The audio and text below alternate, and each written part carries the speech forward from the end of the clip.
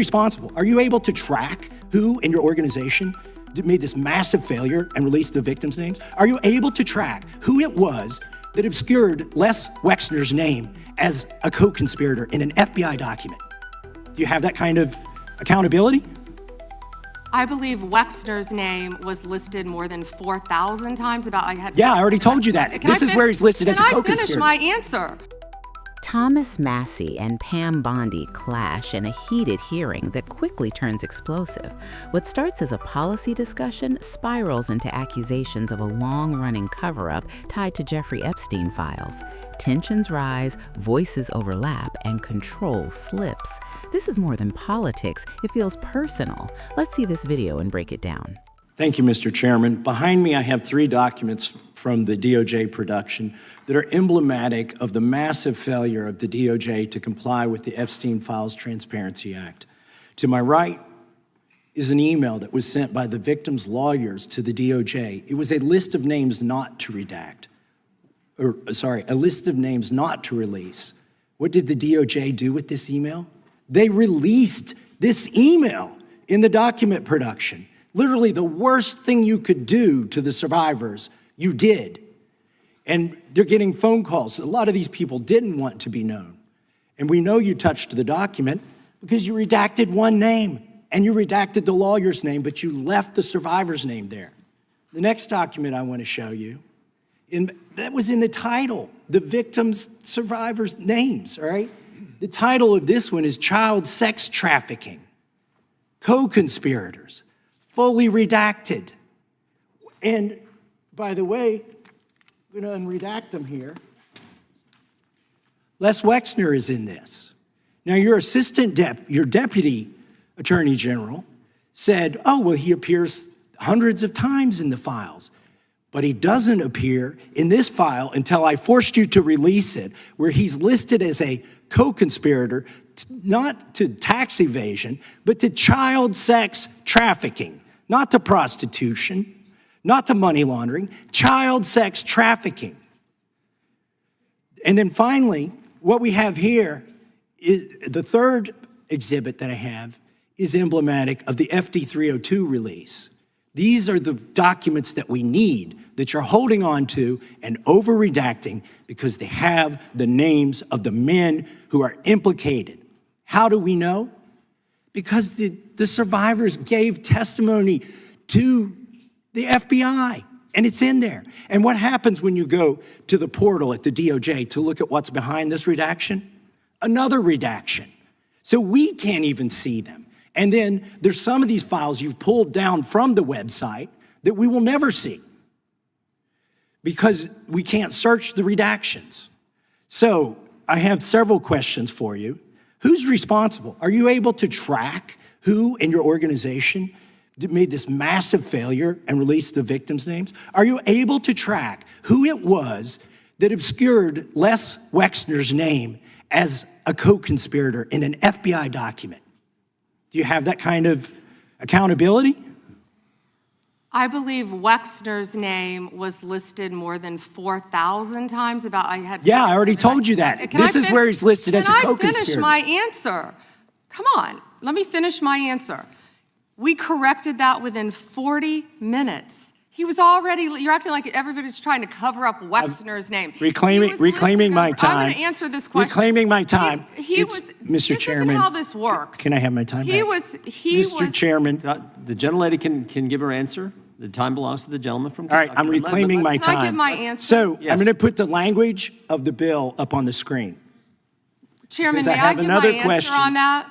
It's a political joke, and I need to give my answer on that. We'll let the Attorney General respond, and then the gentleman can move to his next question. It's my time. Within 40 minutes, you asked me a question. Within 40 minutes, Wexner's name was added back. Within 40 minutes of me catching you red-handed. Red-handed?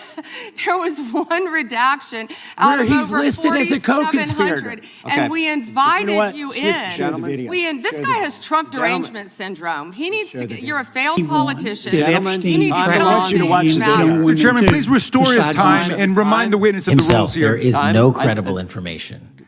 None. If there were, I would bring the case yesterday that he trafficked to other individuals. Is that your position as well? My position is any victim who comes forward, of course, we would love to hear from them. 1-800-CALL-FBI. Did you ask Merrick Garland that the last 4 years? Did you talk about Epstein? I'm reclaiming my time. I'm glad you're asking about Merrick Garland. You don't get to reclaim time because this is bigger than Watergate. When I don't answer a question the way you want. This goes over 4 administrations. You don't have to go back to Biden. Let's go back to Obama. Let's go back to George Bush.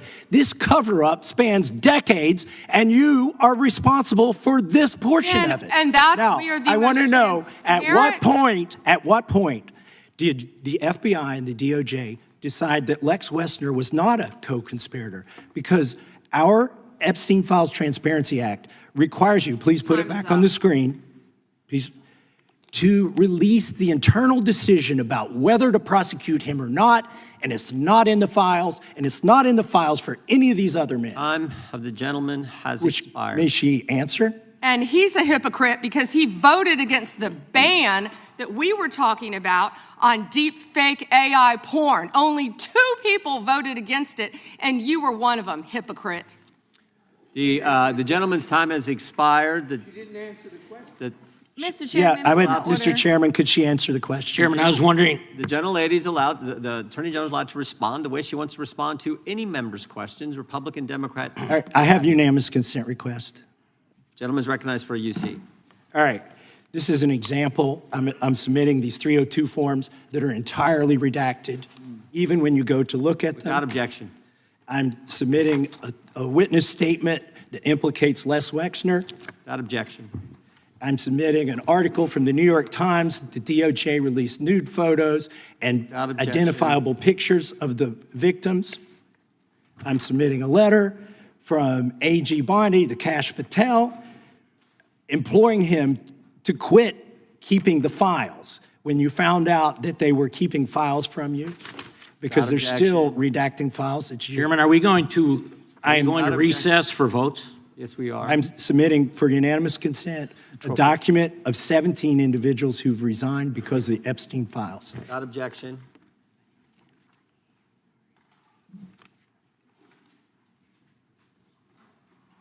Just want to check on how much time we have left in votes, but one thing I've learned here of late that they'll wait on us.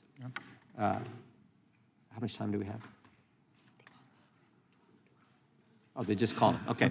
The chair now recognizes. Massie pushes hard, raising concerns about transparency and accountability. But here's the key question. Is this about justice for victims or political pressure in a public setting? When leaders argue like this, it can confuse the real issue. Viewers should ask, are we getting facts or just performance? In my view, both sides seemed more focused on winning the moment than solving the problem. Bondi fires back, defending her office and rejecting the idea of any intentional wrongdoing. But does a quick correction equal accountability? That's where trust becomes fragile. When institutions handle sensitive cases, even small mistakes can feel massive to the public. Do you think officials should be held responsible immediately or given time to fix errors? This moment also raises a deeper issue: how governments handle sensitive investigations over time. Cases linked to Epstein have stretched across years and multiple administrations. That makes people wonder, is the system too slow or is something being hidden? Personally, I think transparency should always come first, especially in cases involving victims. In the end, this clash shows how fragile trust in leadership can be. When leaders argue instead of clearly answering, people start asking harder questions. And maybe that's a good thing. What do you think really happened here? Drop your thoughts below, and don't forget to like and subscribe for more breakdowns like this.